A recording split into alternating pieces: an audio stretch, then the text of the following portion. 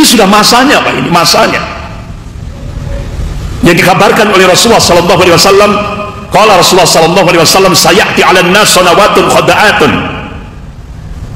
Rasulullah mengabarkan akan datang kepada manusia masa-masa yang penuh tipu daya, menipu, di mana orang yang benar didustakan, orang yang jujur orang yang benar didustakan, sementara pendusta dibenarkan. Ini sudah terjadi. Yang hak dikatakan batil, yang batil dikatakan hak. Bahkan pengkhianat diberi kedudukan, bahkan dimulia-muliakan, sementara orang yang amanah, orang yang konsisten, istiqomah disingkirkan, bahkan tidak dihormati. Sudah terjadi di Indonesia, di mana karakter utamanya itu disimpulkan oleh tokoh-tokoh ulama di Indonesia, yaitu Indonesia darurat kebohongan dan kezaliman.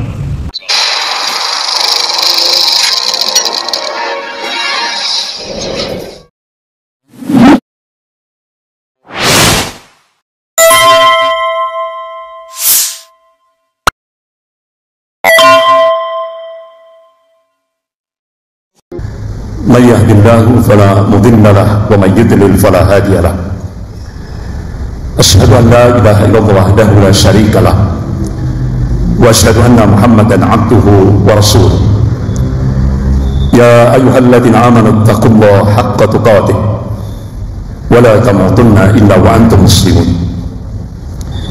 يا أيها الناس اتقوا ربكم الذي خلقكم من نفس واحدة وخلق منها زوجها وبث منهما رجالا كثيرا ونساء واتقوا الله الذي تسألون به والأرحام إن الله كان عليكم رقيبا يا أيها الذين آمنوا اتقوا الله وقولوا قولا سديدا يصلح لكم أعمالكم ويغفر لكم ذنوبكم ومن يطع الله ورسوله فقد فاز فوزا عظيما.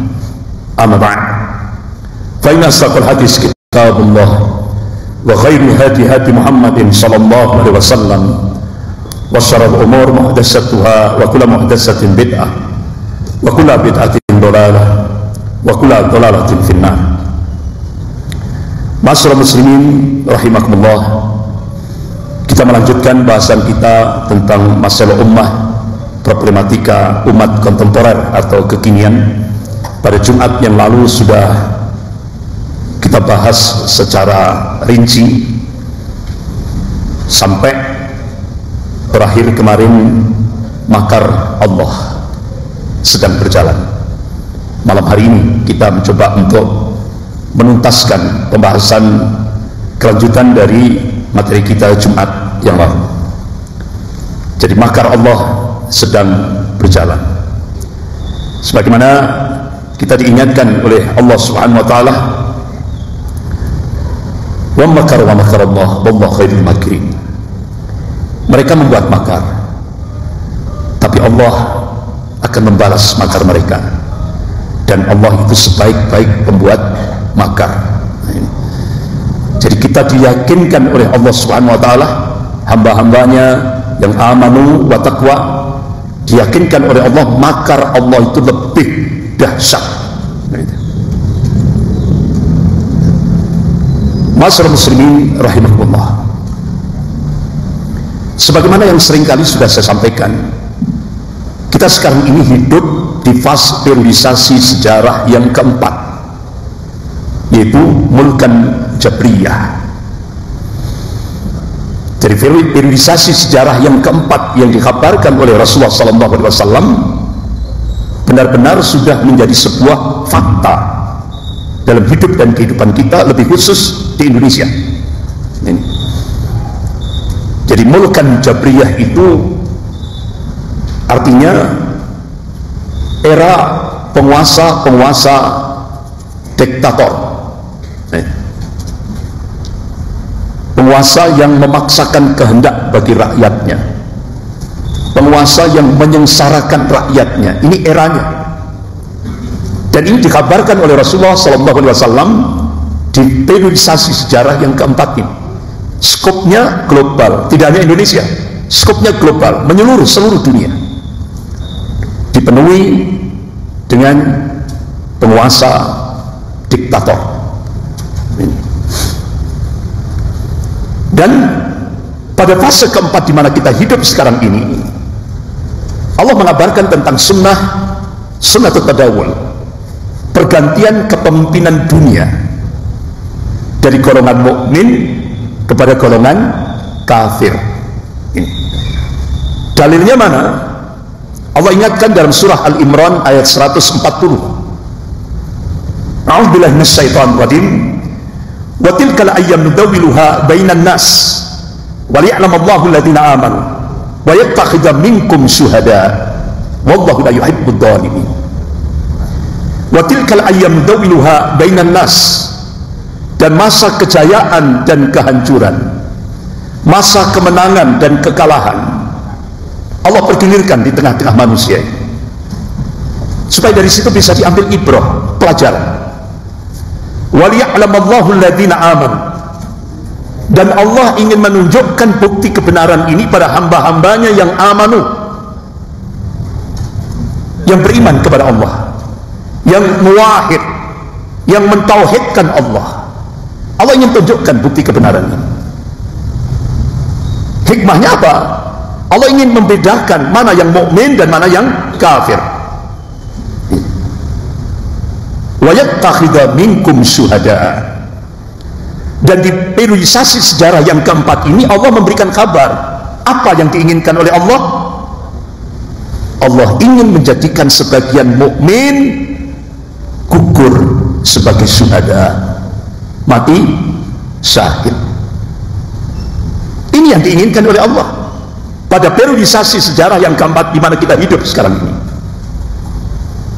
Wallah, ayat itu ditutup dengan wallahu la yuhibbud dhalimin, dan Allah tidak mencintai orang-orang zalim. Sebagian mufassir, ahli-ahli tafsir menafsirkan wallahu la yuhibbud dhalimin itu maknanya Allah Subhanahu wa taala tidak mencintai orang-orang mukmin yang tidak mau berjuang, berjihad di jalan Allah Subhanahu wa taala. Allah tidak cinta. Sebagaimana Rasulullah SAW mengabarkan kepada umatnya, qala Rasulullah SAW, ra'sul amril Islam wa amadus salah wa tirwatus sanamil jihad fisabilillah. Ini hadis sahih riwayat Muslim. Pokok sesuatu itu adalah Islam, tiangnya salat, puncak amal di dalam Islam itu adalah al-jihad fisabilillah. Bahkan sampai Rasulullah memberikan warning kepada umatnya, barang siapa dari umatku, kata Rasulullah, selama hidupnya belum pernah berjihad fisabilillah, belum pernah dalam hidupnya angan-angan atau cita-cita untuk berjihad di jalan Allah, kalau dia mati saat itu, kata Rasulullah, qala mata su'batin min nifaq, maka matinya, kata Rasulullah, termasuk dalam salah satu cabang kemunafikan. Artinya mati dalam keadaan munafik. Naudzubillah, naudzubillah min dzalik. Karena Allah memberikan ancaman terhadap orang-orang munafik, sebagaimana Allah ingatkan dalam surah Al-Maidah ayat 145 ini. A'udzubillahi minasyaitonir rajim. Innal munafiqin fid darkil asfali minan nar. Sesungguhnya orang munafik itu nanti di neraka, akan diletakkan di dasarnya neraka, di keraknya neraka. Nah sekarang ketika kita korelasikan dalam kehidupan di Indonesia, kita benar-benar terhentak dan bertanya-tanya, kenapa di Indonesia sekarang ini berbondong-bondong mau menjadi orang munafik? Why? Kenapa? Karena ini sudah masanya, Pak. Ini masanya yang dikabarkan oleh Rasulullah SAW. Qala Rasulullah SAW, sayati 'alan nas sanawatun khada'atun. Rasulullah mengabarkan akan datang kepada manusia masa-masa yang penuh tipu daya, menipu, di mana orang yang benar didustakan, orang yang jujur orang yang benar didustakan, sementara pendusta dibenarkan. Ini sudah terjadi. Yang hak dikatakan batil, yang batil dikatakan hak. Bahkan pengkhianat diberi kedudukan, bahkan dimulia-muliakan, sementara orang yang amanah, orang yang konsisten, istiqomah disingkirkan, bahkan tidak dihormati. Sudah terjadi di Indonesia, dan ini dikabarkan oleh Rasulullah 1444 tahun yang lalu, dan sekarang sudah menjadi sebuah fakta, realitas kehidupan kita, ya kan? Bahkan orang dungu, kata Rasulullah, dimulia-muliakan, sementara ulama dilecehkan, dikriminalisasi. Kalau bahasa kita, sudah terjadi. Bahkan Rasulullah mengabarkan pada saat itu yang banyak berbicara adalah Ar-Rabidah. Ar-Rabidah itu orang yang tidak paham din tapi memimpin rakyat kebanyakan. Ini yang dikhawatirkan oleh Rasulullah SAW. Kalau sudah diangkatnya imaratus sufaha, akan terjadi fasad, kerusakan dalam semua lini kehidupan. Dan itu sudah terjadi, sudah kita saksikan bersama. Ini yang kalau dalam bahasa akademik disebut dengan era politik post-truth, di mana karakter utamanya itu disimpulkan oleh tokoh-tokoh ulama di Indonesia, yaitu Indonesia darurat kebohongan dan kezaliman. Ini kesimpulan tokoh-tokoh ulama. Bahkan titik klimaksnya itu saat istimewa ulama ketiga di Hotel Sentul Bogor, dan alhamdulillah pada saat itu saya juga diundang. Itu sampai titik klimaks, akhirnya besoknya dibacakan oleh Kiai Haji Muhyiddin dan Kiai Haji Dr. Anwar Abbas di kantor Majelis Ulama Indonesia Pusat. Salah satu yang poin yang paling penting pada saat itu untuk menyelamatkan negara kesatuan Republik Indonesia ini, tokoh-tokoh ulama se-Indonesia yang berkumpul pada istimewa ulama yang ketiga waktu itu, ya, akan mengangkat seorang panglima dengan jargon iskariman au mutsyahidan untuk menyelamatkan negara kesatuan Republik Indonesia ini. Itu sampai dalam titik klimaks seperti itu. Jadi bapak-bapak, ibu-ibu yang dimuliakan Allah, jadi di era politik post-truth ini benar-benar ini ujian yang paling berat bagi kaum muslimin, lebih khusus di Indonesia. Walaupun skopnya ini Rasulullah mengabarkan global, tapi ini paling berat. Bahkan secara rinci Rasulullah mengabarkan dalam kitab Sahih Muslim bab Al-Fitan wa Asratus Sa'ah. Berat sekali. Bahkan apalagi Indonesia berubah kiblat ke Cina, ya, itu implikasinya ipolisosbut hankam. Itu nyata, ya, itu nyata. Kalau dulu musuh Pancasila itu PKI dan penista agama, start 2014 sampai sekarang musuh Pancasila itu agama, sementara penista agama itu dilindungi oleh negara, digaji oleh negara dari APBN, yaitu untuk menggerakkan apa? Islamophobia, kebencian terhadap Islam dan kaum muslimin. Ini kalau dalam bahasa akademik yaitu gerakan demonologi Islam, memproyeksikan Islam seperti monster yang menakutkan. Jadi gerakan Islamophobia ini semarak di Indonesia, ya kan? Terutama lewat buzzer-buzzer itu semarak. Bahkan Dr. Rizal Ramli mengungkap, ya, negara mengeluarkan dana untuk menggaji buzzer-buzzer rupiah yang menista agama ini, itu start 2014 sampai sekarang itu 1,29 triliun. Itu diambilkan dari pajak-pajaknya umat Islam se-Indonesia ini, digunakan untuk menggaji penista-penista agama itu. Di antaranya Dr. Ade Armando, Abu Janda, Coba, itu dulu pernah saya tayangkan itu. Ketika Abu Janda memberikan statement Islam arogan, itu semua parpol Indonesia, semua parpol itu minta Abu Janda segera ditangkap, ya, ditegakkan hukum, tidak digubris sama sekali. Kenapa? Abu Janda dilindungi oleh negara, digaji oleh negara. Tugasnya apa? Untuk menistakan agama. Ini, sampai sekarang kan, jangankan parpol-parpol se-Indonesia, Ketua Majelis Ulama Indonesia Pusat waktu itu Kiai Haji Ma'ruf Amin sebelum jadi wakil presiden itu ngirim surat resmi ke Bareskrim Mabes Polri, segera tangkap itu, karena di akun Twitternya dia sudah melecehkan Allah, melecehkan Rasulullah, melecehkan Al-Quran, melecehkan Islam, melecehkan ulama. Tidak digubris sampai ketua MUI-nya sekarang jadi wakil presiden, tidak digubris. Kenapa itu bisa terjadi? Ini implikasi ketika kita menghadapi imperialisme Cina, karena konsekuensinya berat. Yang dulu seringkali saya sampaikan, ada sebuah nota diplomatik yaitu dengan kode referensi Beijing 1448. Isinya apa? Kementerian Luar Negeri Cina dan Kementerian Luar Negeri Amerika sepakat untuk melakukan akselerasi, percepatan, ingin menjadikan Indonesia menjadi sebuah negara sekuler. Syaratnya apa? Agama harus dipinggirkan dalam kehidupan berbangsa dan bernegara. Benar nggak? Nyata.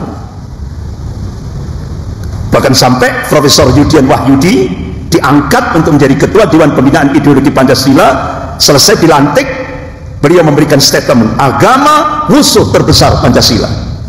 Luar biasa. Kalau dulu PKI musuh terbesar Pancasila, nah sejak 2014 agama musuh terbesar Pancasila. Ini kenapa? Kita dicengkram oleh imperialisme Cina. Implikasinya ipolisos bud ankam.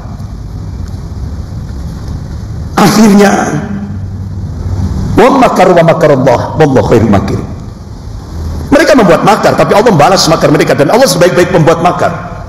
Allahu Akbar. Akhirnya PBB, Perserikatan Bangsa-Bangsa, mengeluarkan statement tiap tanggal 15 Maret combat Islamophobia, melawan Islamophobia, dan diekspos, diliput oleh stasiun televisi TV One. Jadi tiap tanggal 15 Maret ditetapkan oleh PBB, Perserikatan Bangsa-Bangsa, sebagai hari anti Islamophobia internasional. Dan ini pukulan telak bagi Indonesia. PBB melakukan perang terhadap gerakan anti Islamophobia, sementara di Indonesia semarak melakukan gerakan Islamophobia. Ini makar Allah sudah ini dalam skop global. Sehingga akhirnya tunggu tanggal mainnya, buzzer-buzzer ini, tunggu tanggal mainnya.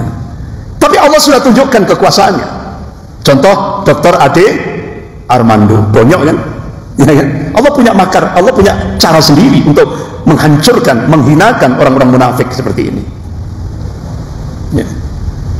Bapak-bapak, ibu-ibu yang dimuliakan Allah. Jadi setiap tanggal 15 Maret Perserikatan Bangsa-Bangsa menetapkan hari combat, perang terhadap Islamophobia, terhadap kebencian terhadap Islam dan kaum muslimin. Ini dilarang oleh PBB. Karena Indonesia menjadi anggota PBB wajib mengikuti aturan Perserikatan Bangsa-Bangsa. Ini wajib ini. Ya. Jadi akhirnya bapak-bapak, ibu yang dirahmati Allah, alhamdulillah di Indonesia ini dimulai dari Jawa Barat. Ada gerakan anti Islamophobia. Sementara dari Jawa Timur, tokoh-tokoh ulama Jawa Timur mengadakan gerakan melawan oligarki. Jadi klub sudah. Dari Jawa Timur ada gerakan melawan oligarki yang mencengkeram Indonesia. Dari Jawa Barat ada gerakan anti-Islamophobia. Klop sudah. Jadi Jawa Barat dan Jawa Timur saling menguatkan. Jangan ngomong Jawa Tengah, karena Jawa Tengah ini basisnya PKI, ya kan? Jawa Tengah ini basisnya PKI. Jadi sehingga tidak ada pengaruh sama sekali. Makanya yang paling kuat melakukan dua gerakan ini Jawa Timur dan Jawa Barat. Ini. Sehingga akhirnya diikuti oleh provinsi-provinsi yang lain. Ini. Jadi ini combat Islamophobia, International Day to Combat Islamophobia. Ini. Bapak-bapak, ibu-ibu yang dimuliakan Allah Subhanahu wa taala. Sebagaimana tadi yang sudah saya sampaikan, di Indonesia eksis dinasti oligarki yang implikasinya membuat rakyat semakin tragis. Karena Indonesia dicengkram oleh oligarki. Oligarki itu apa Pak? 9 naga, ya kan? Cina itu 9 naga. Itu. Dicengkram, betul. Pertanyaannya, akankah eksesnya dinasti oligarki ini berakhir? Khusus di Indonesia. Ini pertanyaannya. Kalau kita korelasikan pada materi kita malam ini, makar Allah sedang berjalan. Kita diyakinkan oleh Allah Subhanahu wa taala, "Wa man nasru illa min indillahil azizil hakim." Kemenangan itu datangnya dari Allah yang Maha Perkasa lagi Maha Bijaksana. Bahkan Allah berjanji, "Wa kana haqqan 'alaina nasrul mu'minin." Kewajiban kami membela, memenangkan, menolong golongan mukmin. Ini sebuah kepastian. Jadi kira-kira kapan berakhirnya dinasti oligarki? Ini ujian yang sekarang sedang berjalan di tengah-tengah kaum muslimin, lebih khusus di Indonesia. Apa hikmah? Allah kan sudah ngasih kabar tadi dalam mukadimah tadi, kan sudah saya sampaikan. Sekarang ini masanya sunnatut tadawul. Allah ganti kepemimpinan dunia dari golongan mukmin pada golongan kafir. Jadi sekarang yang mencengkram Indonesia ini golongan kafir, dan itu nyata. Terutama yang paling nyolok sekali oligarki, yaitu 9 naga. Sehingga akhirnya sekarang terbongkar. Dari salah satu 9 naga setelah meninggal baru terbongkar, yang pemilik Sinar Mas itu, ya kan? Sudah meninggal. Itu salah satu dari 9 naga. Ternyata pengemplang pajak terbesar se-Indonesia ini salah satu dari 9 naga, yaitu Sinar Mas. Itu punya tanah di Indonesia itu 5 juta hektar. Bahkan satu dari 9 naga, satu dari 9 naga itu hartanya sama dengan hartanya 100 juta penduduk Indonesia. 1:100 juta. Luar biasa. Jadi benar-benar dicengkram betul, baik oligarki ekonomi maupun oligarki politik. Karena dia setelah menguasai ekonomi, dia mulai menguasai politik. Makanya kenapa Pak Dr. Rizal Ramli sering mengatakan, siapa calon pemimpin Indonesia ke depan, siapa calon presiden 2024, itu sudah di kantongnya oligarki. Itu loh. Bahkan sampai mantan Panglima TNI Pak Jenderal Purnawirawan Gatot Nurmantio itu untuk beli Indonesia, itu oligarki cukup dengan menyiapkan 50 triliun 50 triliun untuk membeli Indonesia, untuk ngantongi saku-sakunya ketum-ketum parpol itu. Cukup 50 triliun kata Jenderal Purnawirawan Gatot Nurmantio. Nah, kita cukup kaget sekali ketika pengacara Pak Komarudin Simanjuntak ternyata ada dana ya yang diserahkan kepada Pak Ignatius Kosasih, Direktur Taspen, itu berapa Pak? 300 triliun untuk menghabisi Anies Baswedan. Jadi pokoknya Anies harus habis. Itu 300 triliun. Nah, ini tadi Pak Gatot 50 triliun. Ternyata ini dibongkar, ada 300 triliun yang sudah disiapkan. Mungkin kita berpikirnya itu berat, Pak. Apa ya iso? Ya kan? Mungkin mikirnya kita. Tapi bagi Allah kun fayakun. Ya kan? Kecil di hadapan Allah. Yang Maha Akbar itu hanyalah Allah. Nah, Bapak-bapak, Ibu yang dirahmati Allah, bagaimana respon dari tokoh-tokoh ormas di Indonesia? Ya, ketika melihat Indonesia sudah dikuasai oligarki. Ini 9 naga. Koordinatornya James Riyadi. Ini 9 naga yang punya Indonesia sekarang. Bahkan TNI Polri sudah dikuasai mereka. Dikuasai oleh mereka. Terutama oleh Ang Chun Ming. Gak usah se-Indonesia. Saya aja dapat info dari seorang pejabat di Jawa Timur, Ustaz, jangankan se-Indonesia, khusus Jawa Timur saja, itu mulai dari Surabaya sampai tingkat kecamatan, itu sudah jadi jongosnya Cina. Ini nyata, Pak, bukan fitnah, nyata. Nah, bagaimana respon ketika melihat realitas Indonesia menjadi sasaran kekuatan Cina? Jadi oligarki tadi, 9 naga tadi, ditopang lagi oleh kekuatan dunia internasional, yaitu Cina. Di mana elit Cina itu terdiri dari Partai Komunis, Triad, dan Taipan Hong Kong. Ini duet maut antara Cina dan Zionisme Yahudi internasional. Diungkap dalam buku ini. Sehingga akhirnya sekarang di Indonesia ahlan wa sahlan, selamat datang.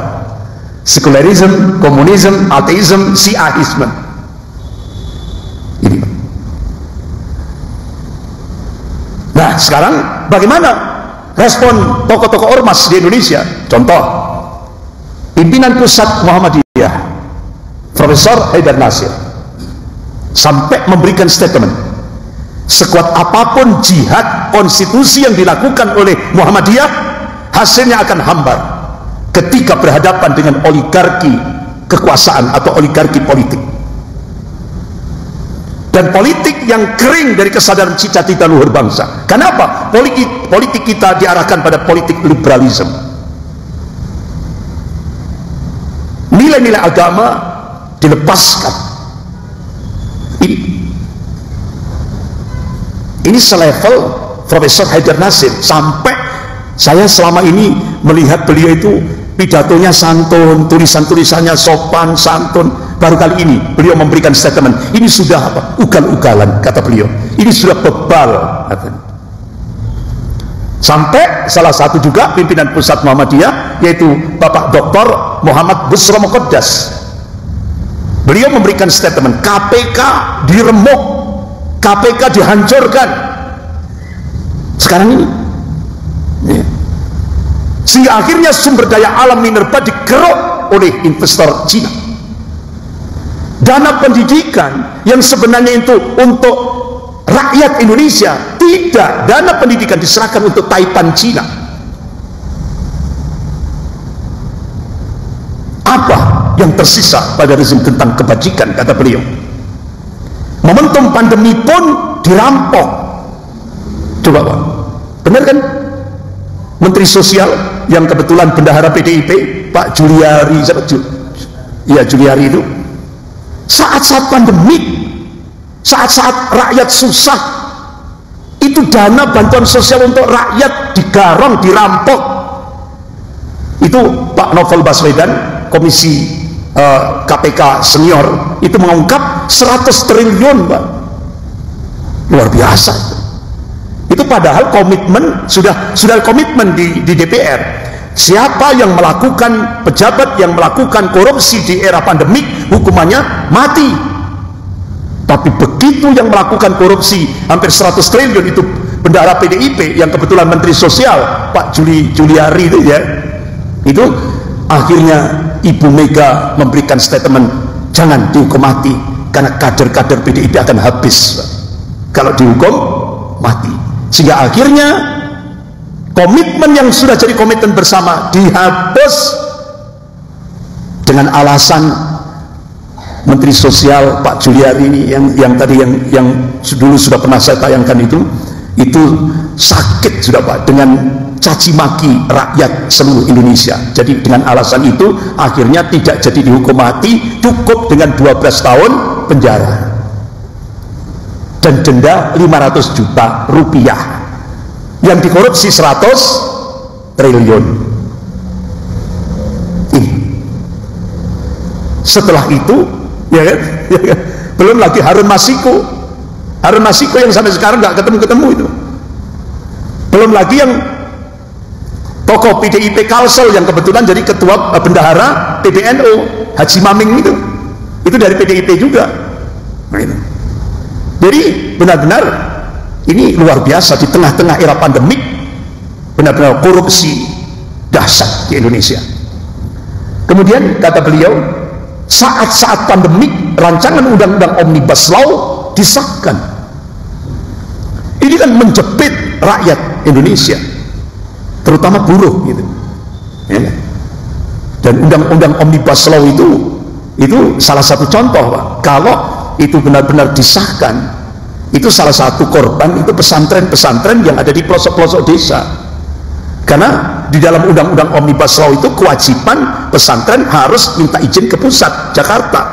Kalau enggak, penjara 10 tahun atau denda 1 miliar. Jadi ke depan kalau undang-undang Omnibus Law disahkan, diaplikasikan, itu banyak penjara-penjara itu isinya nanti para kiai. Kenapa? Gak mungkin para kiai-kiai di pelosok-pelosok desa itu mau ke Jakarta. Wong ke Malang saja ribet. Ya. Jangankan ke Surabaya, apalagi Jawa Timur. Ya kan, perizinan pesantren ini langsung ke pusat Jakarta, belum lagi ribetnya birokrasi. Sehingga akhirnya tidak menutup kemungkinan para kiai-kiai pondok pesantren di pelosok-pelosok desa itu lebih baik dihukum daripada denda 1 miliar.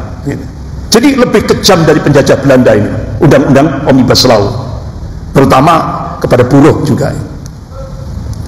Kemudian kata Pak Dr. Muhammad Busra Muqaddas, salah satu ketua Muhammadiyah, pimpinan Muhammadiyah, aktivis diretas, kebebasan mimbar akademik diteror. Ini negeri mafia dan bandit politik. Ini pernyataannya pedas sih, ini negeri mafia. Jadi ternyata benar ucapan beliau ini Pak. Salah satu diantaranya mafia, yaitu kasus Sambo. Padahal ini kan sebelum terjadi ini, ya, Allah berikan basirah. Ternyata di negeri ini sudah banyak mafia, geng kejahatan di dalam negara. Istilah Menko Polhukam Pak Profesor Mahfud MD, mabes, ada mabes di dalam mabes. Bapak-bapak ibu yang dirahmati Allah, akhirnya tahun 2014 diungkap oleh Habib Rizik Syihab bersama tokoh-tokoh intelijen muslim, berhasil membongkar konspirasi yang ingin menghancurkan negara kesatuan Republik Indonesia ini oleh para mafia. Sekaligus Habib Rizik Syihab 2014 bersama tokoh-tokoh intelijen muslim berhasil membongkar kebangkitan komunis yang didukung oleh para mafia Taipan. Oleh karena itu kita jangan sampai melupakan sejarah. Kalau dulu tahun 55, tahun 60 puncaknya peristiwa G30S PKI, ini bantuan Cina sekian Pak, yang warna biru ini. Start 2014 bantuan Cina ke Indonesia ribuan triliun. Ini. Jadi sejarah itu akan berulang. Yang membedakan adalah warna dan kualitasnya.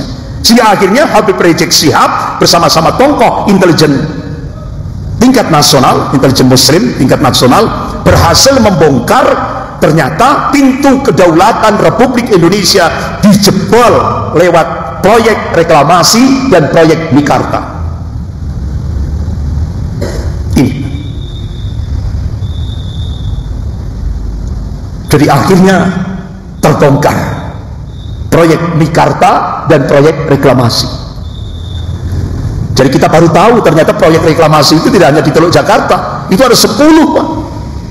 10, salah satu diantaranya Teluk Jakarta dan Benoa di kawasan Bali, tapi ditolak oleh Bali. Kalau 10 proyek reklamasi itu jadi, itu targetnya 2024 akan didiami oleh 200 juta rakyat Cina. Itu tanpa peperangan, langsung monggo pinara. Itu 200 juta rakyat Cina. Itu prediksinya 2024 kalau 10 proyek reklamasi ini. Jadi pintu kedaulatan ini akan ditembus, dijebol lewat 2 proyek ini, proyek Mekarta dan proyek reklamasi. Bahkan akhirnya ternyata proyek Mekarta itu adalah grand design Cina yang ingin mengintegrasikan Indonesia ke cakupan wilayah ekonomi Cina, sehingga Mekarta itu surganya penjahat asal Cina, bandar judi internasional, sampai penipuan cybercrime. Jadi dijebol itu lewat 2 proyek ini. Nah, kalau ini dibiarkan, itu sampai tokoh-tokoh ulama termasuk Habib Rizik Syihab mengkhawatirkan apakah Indonesia nanti seperti Tibet, apakah Indonesia nanti seperti Angola, apakah Indonesia nanti seperti Sri Lanka. Apalagi pakar intelijen dunia selesai melakukan riset, diungkap di publik hasil risetnya ini. Ternyata diprediksi Indonesia 2030 sudah tidak ada lagi, yang ada adalah Indo-Cina. Apa yang terjadi? Itu diprediksi oleh 2 pakar intelijen dunia, Peter Warren dan August Cole. Di Indonesia akan terjadi bencana geopolitik. Apa bencana geopolitik? Yaitu Indonesia sudah tidak punya kedaulatan.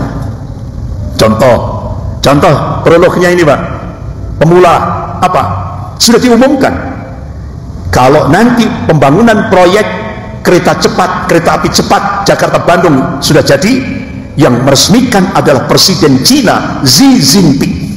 Sudah diumumkan resmi. Ini sudah tanda-tanda akan terjadi bencana geopolitik. Jadi nanti yang meresmikan proyek kereta cepat Jakarta Bandung itu ada bukan Indonesia, tapi Presiden Cina Xi Jinping. Ini Bapak-bapak, ibu-ibu yang dimuliakan Allah. Akhirnya Habib Rizik Syihab dijadikan target untuk dihabisi.